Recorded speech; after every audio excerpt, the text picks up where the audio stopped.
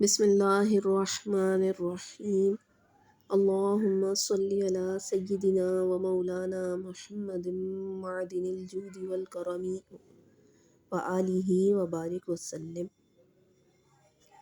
آئیے آج کے سبق کا آغاز کرتے ہیں۔ آج ہم مختصراً صرف، نحو اور عربی کے بارے میں مختصراً جانیں گے۔ تو یوں تو تمام زبانیں ہی الہامی ہیں، ہر زبان کی اہمیت ہے، لیکن عربی کیونکہ ہماری مذہبی زبان ہے، ہمارا قرآن پاک عربی میں ہے، احادیث مبارکہ سب عربی میں ہے، لہٰذا عربی کی اہمیت بڑھ جاتی ہے۔ اس کی بہت فضیلت بھی ہے، اچھی اچھی نیتوں کے ساتھ سیکھا جائے تو، کہ حدیث پاک میں یوں بھی آتا ہے کہ آقا علیہ الصلاۃ والسلام نے فرمایا کہ اہل عرب سے 3 وجہ سے محبت کرو۔ میں عربی ہوں، قرآن مجید عربی میں ہے، اور جنت میں جنتیوں کی زبان عربی ہوگی۔ ٹھیک، جب جنتیوں کی زبان عربی میں ہوگی، قرآن پاک عربی میں ہے، قرآن پاک جب عربی میں ہے، ہم تلاوت کرتے رہیں گے، ہر حرف پر 10 نیکیاں ہیں، لیکن صرف قرآن پاک کی تلاوت کرنا صرف یہی تو فائدہ مند نہیں ہوگا، بلکہ اس میں جو حکم ہے اس پر بھی عمل کرنا۔ اور حکم کو ہم جانیں گے کیسے؟ کہ کسی حد تک ہم ترجمے کو سمجھ سکیں۔ ترجمہ ہم کیسے سمجھیں گے؟ جب ہمیں عربی آتی ہوگی، جب ہمیں اس کی گرامر سمجھ آتی ہوگی، تو کچھ ترجمہ ہمیں سمجھ آئے گا۔ ٹھیک، بعض دفعہ یہ ہم تفسیر پڑھ لیتے ہیں، ترجمہ پڑھ لیتے ہیں، لیکن ہر بار تو ایسا نہیں ہوتا نا کہ ہم ترجمہ بھی پڑھیں تلاوت کے ساتھ ساتھ۔ لیکن جب ہم عربی گرامر سیکھ لیتے ہیں، عربی ہمیں آنے لگتی ہے، تو ہم آیت مبارکہ پڑھنے کے ساتھ ساتھ اس کے ترجمے کو خود سمجھ رہے ہوتے ہیں کہ یہ اس ورڈ کا یہ ترجمہ بن رہا ہے۔ تو لہٰذا ضروری ہے کہ ہم عربی سیکھیں اور اچھی نیتوں کے ساتھ سیکھیں تاکہ ہمیں ثواب بھی ملے۔ اب ہر زبان جو بھی ہم لینگویج سیکھیں، اس کے لیے زیادہ جو استعمال ہوتا ہے وہ ہوتا ہے ورب کا اور ناؤن کا، اسم اور فعل۔ کسی بھی زبان کو سیکھنے کے لیے اسم اور فعل، یہ 2 چیزیں ضروری ہوتی ہیں۔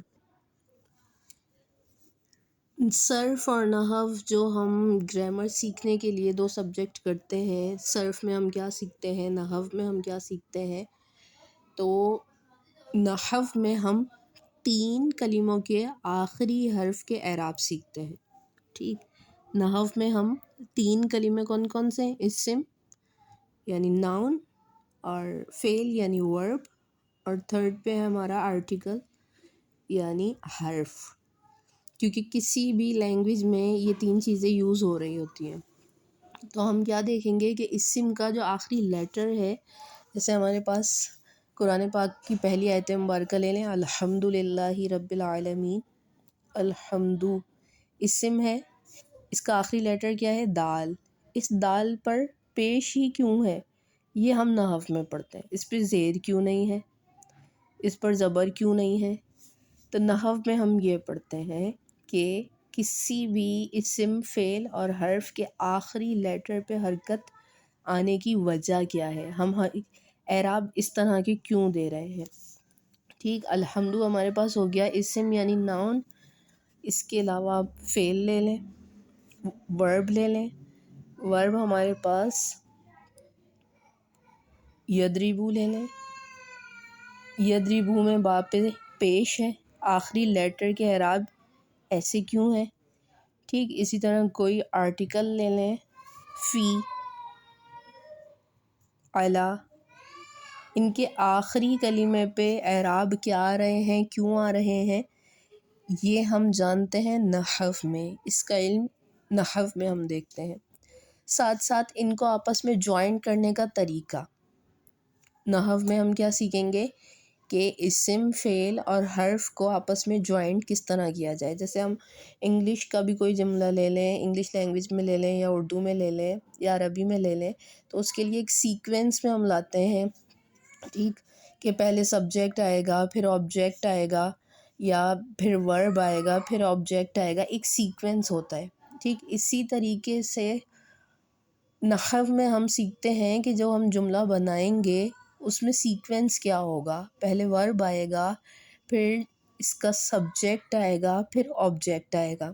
نحو میں ایسا نہیں ہو سکتا کہ کبھی بھی جو ڈوئر ہے، جو فاعل ہے، جو سبجیکٹ ہے وہ اسٹارٹ میں آ جائے اور ورب بعد میں آ جائے، اس طرح نحو میں نہیں ہوتا۔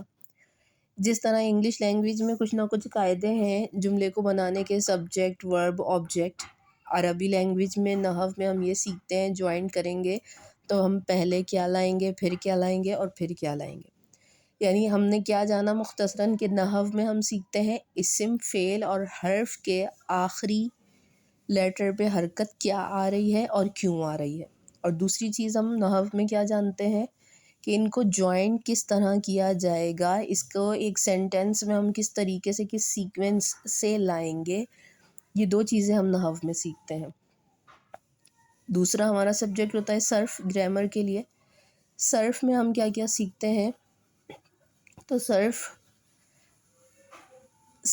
فعل کے درست استعمال سے بحث کرتا ہے۔ ہم انگلش لینگویج لیں یا فارسی لیں، کوئی بھی لینگویج لیں، تو اس میں ورب بہت اہمیت کا حامل ہوتا ہے۔ جب ہم نے اسم یعنی ناؤن کو ڈیپلی ہم پڑھیں گے نحو میں، ورب ہمارا آتا ہے صرف میں۔ ورب میں جیسے ہم انگلش لینگویج میں ٹینس بناتے ہیں اور فارم بناتے ہیں، first form, second form, third form بنا رہے ہیں نا ہم، اسی طرح ہم صرف میں بناتے ہیں صیغے۔ تو یہ جو فعل کا درست استعمال ہے یہ ہم سیکھتے ہیں صرف میں۔ صرف میں بھی صیغے ہوتے ہیں، جس طرح فارسی میں گردانیں ہوتی ہیں، صیغے ہوتے ہیں، اس طرح عربی زبان کے لیے صرف میں گردانیں ہوتی ہیں، صیغے ہوتے ہیں۔ انگلش میں ہم دیکھیں تو ورب ہے، ایوری ایکشن جو ورب کہلاتا ہے، تو ورب میں انگلش میں ٹینس نہیں پایا جاتا کہ یہ کون سے زمانے کو ڈینوٹ کر رہا ہے ورب، لیکن عربی لینگویج میں جو ورب ہوتا ہے اس میں زمانہ بھی پایا جاتا ہے کہ یہ جو ورب ہے یہ پاسٹ کے لیے یوز ہوگا، یہ والا ورب جو ہے پریزنٹ کے لیے یوز ہوگا، یہ فیوچر کے لیے یوز ہوگا۔ تو عربی میں یہ ہے کہ ساتھ ساتھ ٹینس بھی چلتا ہے ورب کے، اس اعتبار سے عربی میں گردانے اور صیغے ہوتے ہیں، اور یہ گردانے، صیغے اور یہ ورب اور ورب میں زمانے کا پایا جانا، یہ سب ہم پڑھتے ہیں صرف میں۔ ٹھیک، اسم ہمارا ہو گیا کہ کسی بھی چیز کا نام، جس طرح اردو یا عربی یا انگلش میں every thing, name of every thing ہمارا ہو گیا اسم۔ فعل آپ کا ہو گیا ورب، یعنی ایوری ایکشن، کوئی بھی کام کا کرنا یا ہونا پایا جانا، اور آرٹیکل ہو گیا ہمارا جو کہ جملے کو کمپلیٹ کرنے میں مدد دیتا ہے، حروف کہہ سکتے ہیں ہم۔ مختصراً ہم نے عربی زبان، اسم، فعل اور حرف کے بارے میں جانا۔ مزید ویڈیو کے ساتھ پھر سے حاضر ہوں گے۔ مزید کوئی ٹاپک جو کہ آپ چاہیں کہ ہم اس پر ویڈیو بنائیں تو آپ کمنٹس میں ہمیں بتا سکتے ہیں۔ السلام علیکم ورحمۃ اللہ وبرکاتہ۔